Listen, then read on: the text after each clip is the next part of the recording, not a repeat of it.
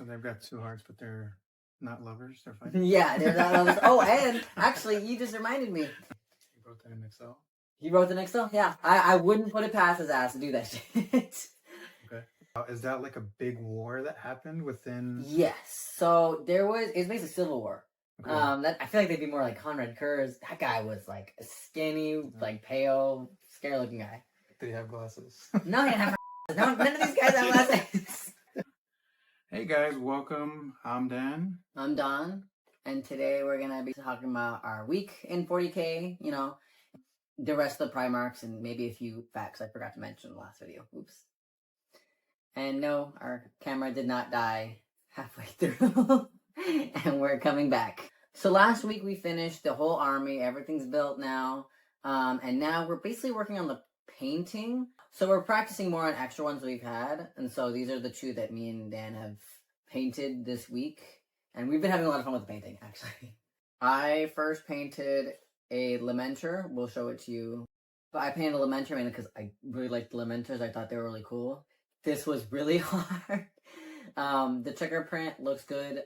A little farther back, but up close you can see some issues, but I think I did actually pretty good for a beginning. This is my first one. Yeah, I see like a lot of detail that Dom put in her painting, and I like it. I think it's a lot of detail that you went into. There's just so much. Yeah. I painted a Blood Angel. Someone in the comments at 121071B, he wrote, "Makes me think of a Space King." I didn't know what that was. I was like, oh, well, Don can tell me about that Legion. He was like, no, it's not a Legion. It's a parody. I went to look it up. It's so funny. It's so hilarious. So I went ahead and painted some like little yellow marks that they have on Space King parody, and I think it's funny. I love it. I am figuring out that people are serious about Warhammer, but there's like also like a playful side. I watched very satirical, like people like are serious about it, but at the same time, like you can kind of have fun, like kind of do what you want. At Michael G8132, put little null oil and he will pop. So I did buy some null oil. I haven't put it on him yet. I'm gonna go ahead and try that next. It'll fill in some of the crevices and make it highlight the parts that you can't see as much. Okay, I did want to shout out a couple of YouTubers I've been watching and just like learning so much about. There's one called Hobbies. She talks about painting, and she did an episode about an ancient miniature that they found, and she went and looked at it and stuff, and it was a really cool, informative thing, and it's kind of related to 40K, but it's like a real ancient miniature. So if you guys have time, check that out. I watched another YouTuber that I want to shout out, Broggy Minus. There's so many YouTubers. I wish I could talk about everyone, and there's so much information, and it's great. I spend a lot of time watching a lot of that. And he was talking about expectations and guidelines are helpful when you're starting out, on what you should do and what your army should look like, the way they're painted. But you do have creative freedom to create your own chapters and have your own unique identity. And so I don't know, like I think my mind is sort of like opening up to the fun side of it. I don't know why I was like, oh, there's rules and you have to follow these things and do it this certain way because Space Marines are red, you have to paint them all red.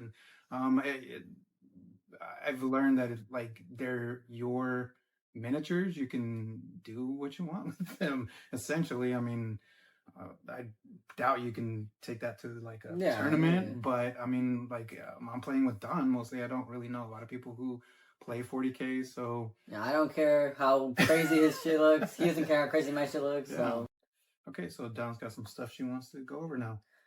So one, I want to talk. We're gonna continue talking about the Primarchs like we did last episode. But also, I'm going to add in some things that I meant to say and then realized that I forgot to explain to Dan here about how things work. So, one, I forgot to mention that what Space Marines even are. So, Space Marines themselves, they're like biologically like enhanced humans. So they have 3 lungs, 3 hearts. They have a bunch of different like things in them, like different things that they've surgically implanted in their bodies to make them as big as they are. Because I don't think I told you this. Space Marines are basically like over almost like 10 feet tall. They're very tall. So they have a lot of things that one makes them grow to that size and also keeps them strong. So they have 2 hearts for better flow and circulation. They have 2 lungs, so they are faster. They can have more air. They basically are built to be war fighting machines. So they've got 2 hearts, but they're not lovers. They're fighting. Yeah, they're not lovers. Oh, and actually, you just reminded me. Uh-huh. They're even created to not feel fear. Like they literally, they took that out of them, so they can't really feel fear like that or certain emotions in general. There's also a couple other things, like some of them or most of them. Well, actually, some of them, because I'm pretty sure the Ultramarines can't do this, but some of them can spit acid, like their acid just spit. Some of them can eat like a brain and like get the memories of said brain. And then also, they're trained heavily to basically be in control of most of their body. So they can they have vision that can help them see in the dark. They can train their eyes to see in the dark and not see in the dark. There's a story about when a Tau tried to negotiate with a Space Marine, thinking they could do it. This is like some of the first Space Marines they've ever met. And what ended up happening is they couldn't get anywhere with the Space Marine, and the Space Marine basically just said nope for the Emperor and just stopped his heart. Like he couldn't even do it himself. He just thought, I want to stop my heart, and he stopped his heart. So they have immense control over their bodies. But yeah, so Space Marines are basically biologically enhanced humans, and the thing that connects them to their, I think I mentioned this in the last episode, but I'll say it now just in case. But the thing that connects the Space Marines to their legions is that each legion has its own specific gene seed, which is created from the Primarchs, and it basically makes all the Space Marines the Primarch sons. So in order to become like a specific legion Space Marine, you have to get the gene seed after all the surgeries, and that or maybe before, I can't remember if it's before or after, but it basically turns you into that specific. That's why all of the Blood Angels, they have like the vampire-y want for blood, because they have Sanguinus's gene seed. All the Space Wolves, they have like the wolf-like looks and whatever. It's because they're Lehman Russ's gene seed. And then lastly, something I should have mentioned last episode that I forgot was the Primarchs didn't start out all together. So basically, after the Emperor made the Primarchs, as to take over for him, because he can't be everywhere at once. Chaos essentially snatched all the Primarchs and just spread them to the wind, made it so that they all ended up on separate planets to be found. And so each one ended up on their own respective planet that basically raised them into the Primarchs they are today. And then whenever they got, big enough, some of them took over their planet, some of them didn't. And whenever they got big enough, the Emperor managed to find them and give them their legions. And I'll mention what planets are which, near the end. Continue on from last time, we stopped at the 11th Legion that doesn't actually exist. So we're going to continue on with the 12th Legion, which is the Legion run by Angron, who is, in a way, like the angry, like he's the anger Primarch, so he represents anger. But actually, a lot of people have said that he actually is supposed to represent the Emperor's mercy. Because he has, his power that he's able to do is actually take, the emotions and feelings of other people and take them onto himself.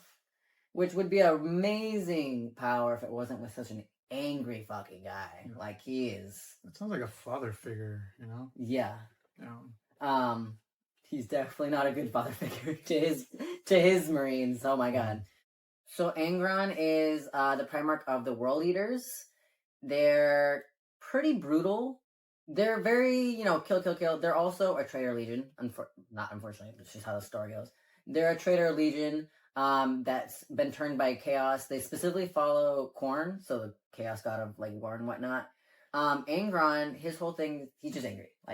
He's an angry ass guy, but that's because the planet he landed on was essentially a kind of Spartacus Rome type planet where he got enslaved and basically turned into a Colosseum fighter. But the way the story kind of goes is that he had a father figure who he really loved basically. And one day they basically said that he had to fight his father, but he refused. So what they ended up doing is implanting these things called butcher's nails into his scalp. And it basically, they take out a piece of his brain and put this nail in, and it makes him feel pain. like he can only feel pain unless he's angry and willing to fight, and so that's why he's angry and willing to fight, because he's always, if he's not, he's in pain. And so a lot of the art you'll see of him, like fan art and official art, you'll see him with like dreads, and it's actually not dreads. Those are all the butcher. He has so many butcher's nails that they take up most of his head. And not only that, but in some books it said that he doesn't really have a brain anymore. There's a book where I think he's fighting, I want to say the Lion or Fulgrim. I don't remember who, or Sanguinius. I think it's Sanguinius actually. He's fighting someone, and they essentially like snatch his hair, his hair, the nails. The cat forgot everywhere. Anyway, he snatches his hair, and like pulls on it, and it ends up pulling like the nails out. That's how hard he snatches it. But when he pulls it out, he finds that Angron doesn't have any brain anymore. It's all nails. That's how many nails are in his move. That's how many nails are in his scalp, basically. So dude's whole thing is that he's just angry. I hope you guys enjoy his little tail if you see it. So that's Angron. He's honestly pretty cool. He has one of probably the coolest like figure designs as like a demon Primarch. He's awesome looking, like as a demon. Next we're gonna move on to the poster boy of the Imperium, the Ultramarines. They are basically like anywhere you look, that's what you see on the like the boxes. That's an Ultramarine. They're blue, bronze. They have like the Omega symbol. They're actually right here on this box. That's the Ultramarines. We got another paint box behind this one. It's also Ultramarines. Basically, Ultramarines are the one. And they're run by Rabute Gilliman. But basically, he runs the Imperium right now, while his dad is indisposed on the throne. People kind of describe him as kind of like the tax man. Like, he's very good with files, very good with Excel. He's very organized. He's, Lean Six Sigma factories. He's on it. He's very organized. Like, that's his whole thing.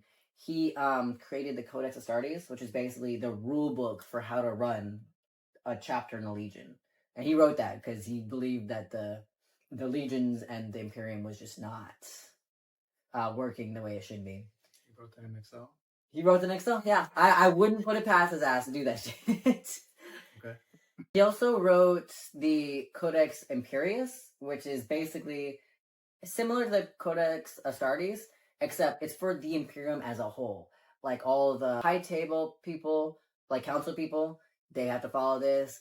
All like the navies, they have to follow this. Basically, every agent of the Imperium has to follow the Codex Imperius, as a rule or whatever. Though apparently before he died, because he did die at one point, before he died, he wrote it, but it was supposed to be like a guideline, not like a follows the T, but then they followed it to a T, and now the Imperium's kind of messed up. So then he had to come back and rewrite it, which is then when he took over control of the Imperium.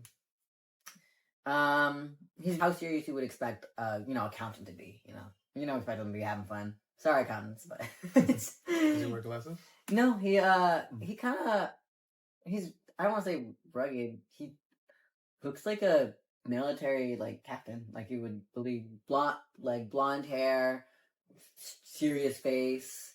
Wait a minute, do any of them wear glasses? No, I don't think so. That would be weird, yeah. Yeah, they're basically demigods. I'm trying to think now that I think about it. I don't think any more glasses. No, I don't. I'm just thinking about glasses because I went to eye exams. I got glasses. And we were just talking about me getting my contacts before the video. But yeah, the Ultramarines, they're basically the everything. They're jack of all trades. They have a dude for everything. So yeah, those are the poster boys, the Ultramarines. Moving on. Next we have the Death Guard. Their Primarch is Mortarion. And he's this guy who's very, kind of gross. I don't want to say gross, but he basically grew up on a planet where it's just radioactive, basically. So he's very sick, very radioactive man. Like, that's just how he lives now. He wears a gas mask, or sometimes he wears a gas mask. But, his whole legion is basically very, like, plague, death. Like, that was what they were before Heresy. Like, they used a lot of gases and whatnot, and plagues and sicknesses. Post-Heresy, unsurprisingly, I don't want to say unsurprisingly, but unsurprisingly, Mortarion was a traitor, so he did turn over to Chaos. and he followed the Chaos God Nurgle, who was like kind of like he also a very gross Chaos God, very slothy, very gross. You said he was a traitor. Is that like a rogue traitor? No, rogue traders is like rogue trader, like they're trading. Traitor, when I say it means like they're treacherous, like they're a traitor to the Imperium. So yeah, no, rogue traders are basically just merchant pirate guys, but no, when I say traitor about these guys, I mean like they went against the Imperium, they betrayed their father. And so yeah, he's a traitor legion. He follows Nurgle, which is sloth, excess, not excess. Kind of gross. A lot of disease, a lot of plague. And so actually he has the Plague Marines now. No, not the Plague Marines. Oh, maybe. And they're very gross, Nurgle-esque Chaos Marines. Pretty cool looking actually, but so that's a traitor legion. I don't know much about him other than right now he is another demon Primarch. He has pretty interesting design for the most part. Again, gross because Nurgle's whole thing is kind of gross. In my opinion, he's cool, but also lots of snot, mucus, grossness. But yeah, that's a Death Guard. They sound really cool, and they were cool Horus Heresy. They're still cool, honestly, but a lot of gas radioactivity like there. Next is like one of the main. I don't want to say one of the main ones, but like whenever you think of Space Marines and like the history of them, you think of these guys, which is Horus's company, Horus, as in the Horus Heresy. His legion had a couple names. So when Horus got them, they were called the Lunar Wolves. And so for all the way up until he was named the War Master, because there was a point where the Emperor decided to step back from the Grand Crusade and named Horus the War Master, which kind of was the start of the heresy. Up until then, he had his legion called the Lunar Wolves. But when he started turning towards chaos, he finally changed his legion's name to the Sons of Horus. Okay, before we move on. So the last video I was asking Donn questions, but I kind of cut it out in editing, so I wasn't really talking much. So like this time I do want to not edit it out. Yeah. So what you're talking about, is that like a big war that happened within? Yes. So it's basically civil war. Okay. Because basically that's why I keep mentioning like traitors and loyalists. It's because basically half of the Primarchs stayed loyal to their father and the Imperium, and then half of them followed Horus into like a civil war against their brothers to try and basically get rid of the Emperor and take over the Imperium. And due to shenanigans that I won't mention now because it's a lot, Horus ends up like falling to chaos and essentially becomes their puppet, and so he starts like recruiting his brothers to be traitors with him. But he was basically known as like the favorite. Everyone loved him. He was, all his brothers, like all the Primarchs kind of like have like rivalries with him. Everyone loved him. Like he was awesome. He's probably like his dad's favorite considering he made him War Master. He was very charismatic. He was basically one of those guys that you wouldn't think is evil, but like you're like, actually you have the personality to be very manipulative. So what does the title War Master give you? It basically made him like able to control the entire crusade. Because I haven't mentioned this, but the Imperium is basically on an eternal crusade to basically get rid of all Xenos in the galaxy and take over the galaxy for humanity. And so before Horus got the title of War Master, it was the Emperor who was basically in control of like all the legions. Basically, they all answered the Emperor. But he decided to step back so he can work on other projects and decided to give the title of War Master to Horus. Which did, like, some of his brothers were like, hell yeah, Horus deserves that title. But others were like, I don't think we should even have a War Master because this could cause something to happen. And what do you know? Something did happen. A civil war happened because he got given that title. And he started it, to be clear. I'm not saying like, oh, people didn't like that he got given that, so they fought him. No, he started the civil war. The next legion we'll mention is, again, another traitor legion. The World Bearers, which was led by Lorgar Aurelian, I think is how you say his name. He's another one of those tragic traitors where you're like, yeah, this guy's crazy, but also, damn, I'd go crazy too if I was this guy. Because basically his whole thing is that he was kind of like a religious zealot. Like whenever he first met his dad, the Emperor, he, believed in a god. And so whenever he met the emperor, he's like, this is God, and I am God's son. Like, this is amazing. He basically wrote the equivalent of the Bible. It was basically like a step, like not step by step, but the Bible. It tells you how to worship the emperor, how to do this for the emperor. Basically, the Bible. The thing is that even though he was very dedicated to his father and the Imperium, the emperor is staunchly atheist. He does not like religion. He thinks that's a downfall of man. So, finding out that one of his sons is basically creating a religion based around him didn't really make him happy. And also his legions similar. They also were very like, whenever they would conquer worlds, they would basically be like, oh, here's the word of God, basically. And, so, and not that they had some of the most loyal worlds. Like, it was insane how, like, loyal to the Imperium his worlds were, because he would teach them this, like, religion, basically. But again, that's that's heretical, basically. Mm-hmm. So, what ended up happening was the Emperor sent one custodies to watch Lorgar, and whenever they saw, like, oh, no, he's spreading the word of God, they basically told the Emperor, and they sent Guilliman and the Emperor's right-hand man, whose name I can't remember right now, but basically his best friend. Like, they sent him to basically kind of talk to him. Talk is a bit iffy, because what they basically did is they went to his, like, main home planet and just killed everyone there. Mm-hmm. They were like, no, you guys are all heretics, we're killing all of you. And then whenever Lorgar came to be like, why are you guys killing all my people? I was doing this for you, I'm worshipping you. They're basically told, like, hey, man, like, you're not supposed to be doing this. Though the whole Lorgar thing kind of made Guilliman look kind of bad, because he looked like an asshole who was just killing his brother's planet. And, like, whenever, like, Lorgar's, like, crying, he's like, why are you guys doing this to my planet? And, like, he's, like, screaming at his brother. Guilliman just goes, are you done with your tantrum? Which, fuck, I would hate my brother after that. I'd be like, are you you just killed my people, and you call this a tantrum? And actually, it's after and they actually did this to all his planets, to basically get rid of the heresy. And they're basically like, hey, the time you take to, instill this, religion into people, you're wasting time. You could be getting so many more planets. So they were like, okay, well, you think we're wasting time? They basically would go planet to planet, conquering them like they were supposed to. Mm-hmm. And then if they ever heard anyone mention the religion of the Emperor, they'd just kill him. They'd be like, no, that's heresy. They wouldn't even if they got to a planet and they're like, oh, we actually already follow the Emperor. They're like, oh, no, heresy, kill the whole planet. And so they were basically like the petty, like, I'm just doing whatever you said to do. I'm just thinking Space King right now. Praise be to Space King.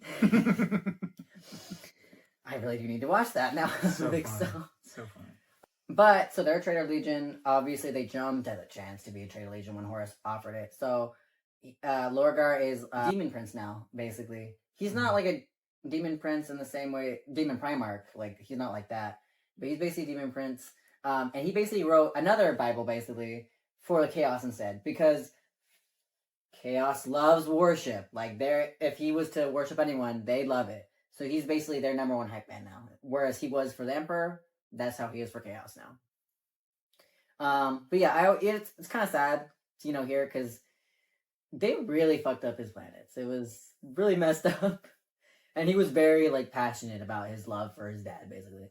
But that's the word bearers. That's who that is. Very, zealot people. The salamanders, they're very green, whatnot. They're led by Vulcan, who's one of the immortals. Like, one of his thing is that he's immortal. Like, he won't die, basically. And also he's very kind. He is like, he believes that the Imperium, its power isn't from like them as a Primarch or the Emperor. His power is from the humans. So they'll basically, any salamander, which is crazy, because Marines cost a lot. So, in the most places, Marines' lives are over humans. So if they gotta kill a few humans to let a Marine live, that's fine. The Salamanders are different, where they're like, if I gotta kill a couple Marines to let one human live, we'll do it. Which is insane, because again, the Marines cost a lot to make. But that's what they believe. They believe human life is more important than anything. I've seen some people describe it as like, they'll go to war, they'll kill whatever they need to kill, and then they'll help you, like, look for your dog if it's lost, if you need help. Like, that's how nice they are. But they also use fire as like a weapon, Mm-hmm. which is absolutely insane. They'll basically just light you on fire and walk away. Like they don't care if they killed you or not. So the nicest legion uses the craziest fucking weapon, which I guess is what you would want in war. You'd want people who are actually legitimate good people to use the craziest weapons. Vulcan's also a blacksmith, so you know he's very forgy type. You know, he was from a planet that's like very, you know, volcanoes, death. He's from Death Planet, which I'll have to explain what Death Planet is later, not in this video, but it's very hostile to life. He's honestly really cool. Again, he's a very charitable man. He's awesome. He is maybe dead. He's kind of missing. We don't actually know where he went. No, I don't think he's dead, actually. I don't know. It's iffy. Sometimes it's kind of iffy with whether or not Primarchs are dead or not. But I think right now he's just insane because he got tortured by his Conrad Kurz that I mentioned last video, so badly that it basically broke him. So I think right now he's actually just needs help. That's what he needs right now. But again, Salamanders are really cool if you like the heroic type. They do have an issue with, because they're so willing to give up their lives. They're they're one of the Shattered Legions that I mentioned. They were on the Massacre of Isstvan 5, where 3 legions basically got absolutely like their ass kicked, and they were one of them. They basically lost like 90% of their legion from that battle. So they have a problem with where they keep dying because they give their lives up too easily. But they're very awesome. I love the Salamanders. Next legion is the Raven Guard, which is their Primarch is Corvus Corax. Very edgy. It's basically very emo, edgy, goth. Like they really commit to the bit of being very gothic, very shadowy. Cool. Yeah, they're honestly pretty awesome. I want to see their world. Imagine all the gothic buildings and all that. That'd be cool. It's like a kind of like, I think, a moon, if I remember correctly, or something like that. I'll have to research so I can tell you about it later. He actually lived in a world where, again, there were slaves, once again. And so he actually basically liberated his world and became leader. And so his legion kind of focuses on like guerrilla warfare and kind of like assassin-y type stuff. They actually have the ability to, like, they could be standing like right in front of you. And these like 10-foot tall guys, you wouldn't see them. They could be like, and that's how stealthy and good they are at their job. But they do a lot of guerrilla warfare, a lot of assassin play. They also are one of the legions that still has like the little beaky helmets that I like so much, because, you know, they're the Raven Corps, or the Raven Guard. They gotta match the Birditus. Corvus Corax is still alive. He's a Loyalist, by the way. He's not a traitor. He's still alive, but I think he got like mutated by the warp. I have to do more research on that later, but he's still alive. He's somewhere mutated by a warp. He looks like some kind of like bird monster thing, I think. They're really cool. They don't have a lot of figures, unfortunately, but maybe one day that'll change. I'm just thinking about that figure that came out that scared all the kids before, Momo, I think it was called. Oh my god. Yeah. Did he look like that? No. Oh, okay. I feel like they'd be more like Conrad Kurz. That guy was like a skinny, like pale, scary looking guy. Did he have glasses? No, he didn't have fucking glasses. No, none of these guys have glasses. Okay. And then the last legion is the Alpha Legion, I think. And so, lastly, I'll name off the planets. I'm not going to be able to name like a lot about the planets because, again, that would take forever. So I'm just going to try and quickly go off like, oh, this is and this is the Primarch planets. You're going to have to read it because I have it written down here. So Lionel Johnson, the first legion, he was from a place called Caliban, very knightly, feudal, a lot of, again, knightly, feudal. It was a forest world. So, because I've mentioned in the last video that Johnson in his language means forest. Jagadai Khan of the White Scars, he's from Chagoris, which is very like nomadic, tribal, very like a lot of plains, a lot of like kind of like tribal warfare and whatnot. You know, what you would expect from a kind of Genghis Khan type world. Next we have Leman Russ, the wolf guy. He's from Fenris, which again, the Space Wolves they're like the Raven Guard. They also lean in heavily to the wolf thing, but I did learn recently that apparently it's because there's like a they speak their own language, and I guess the Imperium just doesn't translate it correctly, so everything they translate is just wolf, wolf, wolf, wolf, wolf, but that's not actually what they're saying. But, it just keeps getting translated into wolf for some reason. But that's a very ice planet. It's another death planet. So there's a lot of things that'll kill you. But very ice and, Viking-y. Next is Rogel Dorn. He's from the planet Inuit, I think. Another ice planet, very freezing. That's kind of all I have to say about that. Next is Robuta Gilliman. He's from a Roman planet. Who would have guessed? He's very Roman themed. I didn't mention that, but he's also very Roman themed, like Angron, except kind of like a sort of like Caesar type way. So it's a very orderly, Roman-esque planet, and that's McCrag, I think, is how it's said. Very, Caesar Senate-esque.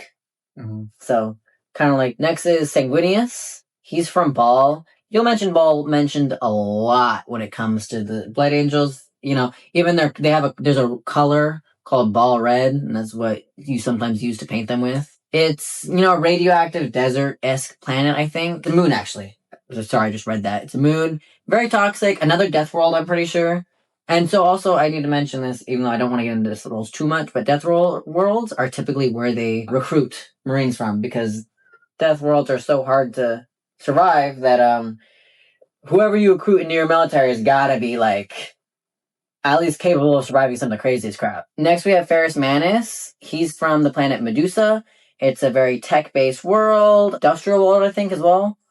I don't have much else to say about that. Next is Vulcan. He's from Nocturne. It's a volcano world. Lots of lava. They have salamanders. Who would have guessed he's named them after that? They're basically dragons. It's also a death world, so again, a lot to kill you there. Then we have Corvus Corax. He's from Lycus. That one, he later, I said Lycus, I don't know if that's how it said, but it later got changed to Deliverance after he conquered it-ish. It was a moon prison, basically. It was a mining colony that he eventually freed. I'm trying to go through this quick. We have Fulgrim. He's from Chemos, another mining factory world, which is surprising because he's like the pretty one. And you wouldn't expect a pretty one to be from a mining industrial world. Perturabo, he's from Olympia. And it's very warlike, mountainous planet. We then have Conrad Kurz. He's from Nostromo.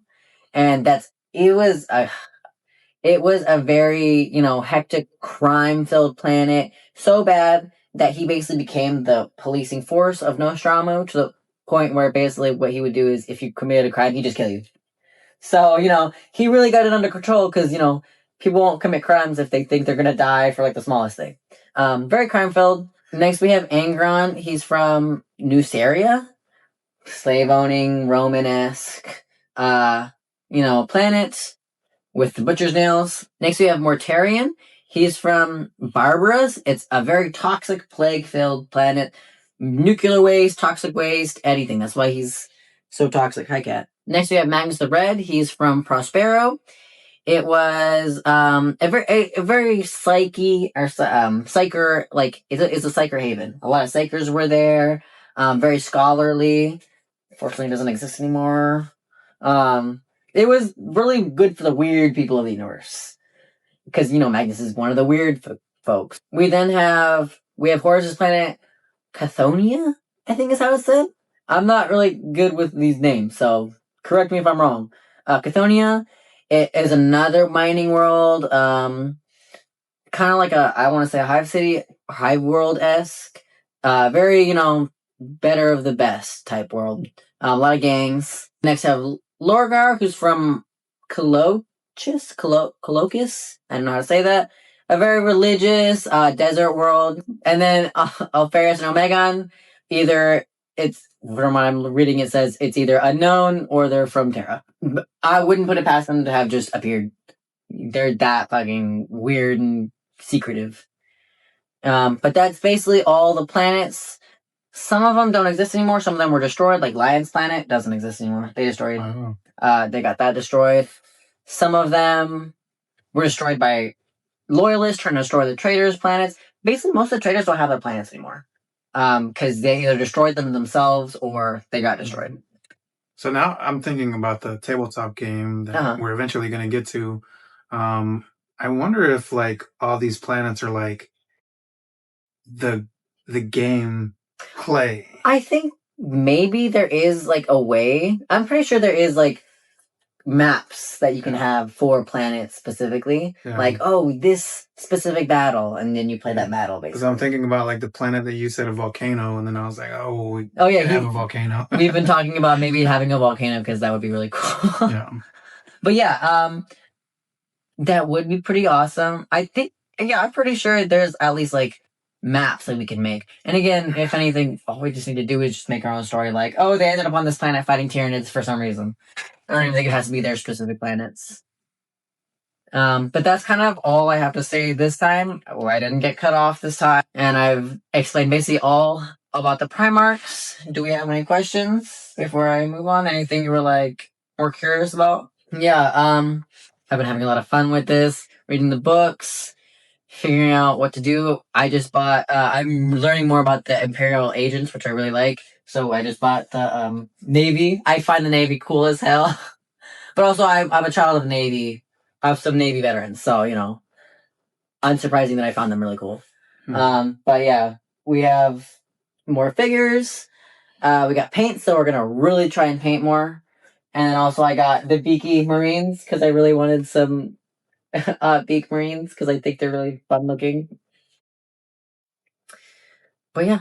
Okay, on our next video, we're probably going to do like a game show style. It's kind of in my thought process right now. I'm thinking about like, we bought the Armageddon box, and if you buy each thing separately, it costs more. So I've already done all the research and seen how much each thing costs. So Donn is going to guess, you know, higher or lower the price. And if, you know, she gets it right, I'm thinking maybe like she's got a character that's going up a mountain, and, you know, if she gets it wrong, she stays there. But if she gets it right, she goes up the mountain, and we'll see if she wins. Join us for that.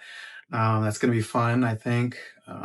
Please let us know in the comments if you want to see anything else, if you want to know anything, if you want to hear more lore, if there's like a specific thing that you guys are interested in. We're just starting this channel out, so we're just kind of feeling out what we want to do. And we want to thank everyone who left a comment, everyone who's watched, anyone who's left a like. It's been so fun. We've been meeting people like at Lost Planet, at the Warhammer store. Like, it's been so much fun, and the community just seems so inviting and give us so much information. I also want to thank Donn, because Donn is like a computer. Like, how does she know? Donn's like a computer. How does he know like all of this information like so quickly? Like, you see me, I'm just like looking at Donn, like talking about all this stuff, and I can ask Donn questions, and Donn will know everything. So I just want to thank you for looking into it, for being, you know, so informative and being like a computer. How are you doing it? I have to. Well, one, I've been reading some of the books so I can like get the actual information from the source material. But also, I watched like a ton of like lore videos. Like, I've been watching. I watched I Say Narcota. They're pretty good. There's this guy, the Remembrancer, who I like watch because he talks about like certain stories of certain characters. Like, I just learned about Mephiston and Sevatar. I basically will like just overload my brain with information so I know everything, because for some reason I'm not good at remembering like what I need to do in like 2 hours, but I'm really good at remembering this useless information. And I just love the world building of this story so much, that of like Warhammer, because I just love stories and whatnot, that like I'm creating my own legion, I'm doing this, and I have to, if I want to do all that, I have to learn the story first. Seems like we've been having a lot of fun, but this week in particular, our minds have expanded a little bit more on how much fun we can have, and how much creative freedom we can actually have with this, which seems really fun and interesting. Yeah. So, I know it seems like I haven't been doing a lot of the stuff. Donn has been doing a lot of talking, but I've been doing like. He's been really getting into painting. Well, apart from the painting, I've been looking in how to edit the videos, which has been like a lot of work. But I want to thank you guys for like sticking with us, being patient. We're learning lighting, and how like some of the rules of the game. I'm like really interested in building some of the terrain. Yeah. I've been looking a lot of buildings on terrain and stuff. I'm very interested in that part too. So I don't have anything else done. No, we've just been having a lot of fun with the building aspects, and feel free to subscribe if you wanna, or subscribe if you wanna come along with us on this journey that we're going through. Hear more lore from my yappy ass mouth, or just see what more we paint and how much more fun we have with this painting. That's pretty much it from us, though. Awesome. Well, we'll see you guys later. Please leave a like. It definitely helps our channel out. So subscribe, leave a comment, even correct me if I'm wrong. You know. But thank you guys. All right. Bye. Bye.